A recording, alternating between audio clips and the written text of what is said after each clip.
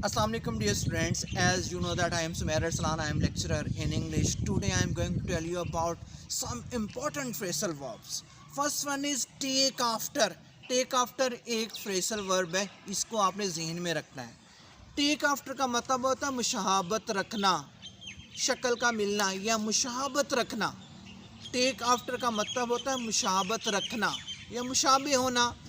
He takes after his father, यानी कि वो अपने बाप से मुशाबत रखता है, यानी कि वो अपने बाप पर गया है. Second one is bring down. Bring down जैसा कि नाम से इज़हार है, ब्रिंग डाउन. ब्रिंग डाउन का मतलब होता है कम करना. आप कह सकते हैं he is not ready to bring down the price of mobile phone. वो सेल फोन की कीमत कम करने के लिए तैयार नहीं है. He does not bring down the price of mobile phone. वो मोबाइल फ़ोन की कीमत कम नहीं करता. Third one is call up. Call up भी एक फ्रेजल वर्ब है. कॉल अप का मतलब होता है जहन में लाना. कॉल अप का मतलब होता है जहन में लाना. आप कह सकते हो he could not call up his name. वो उसका नाम जहन में नहीं ला सका. वो उसका नाम जहन में नहीं ला सका. He could not call up his name. Fourth one is turn on. Turn on का मतलब होता है ऑन करना, किसी भी चीज़ को ऑन करना. आप कह सकते हो please turn on the TV. मेहरबानी करके टीवी चला दो.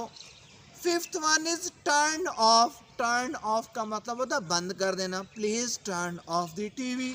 मेहरबानी करके टीवी बंद कर दो.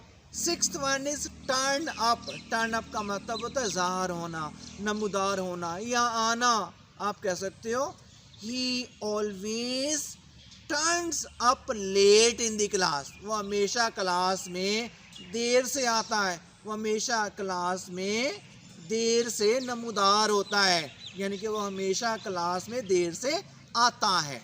Seventh one is turn loose. Turn loose का मतलब होता है खुला फिरना, खुले फिरना या खुला छोड़ देना. आप कह सकते हो ही turned his dog loose in the ground. He has turned his dog loose in the ground.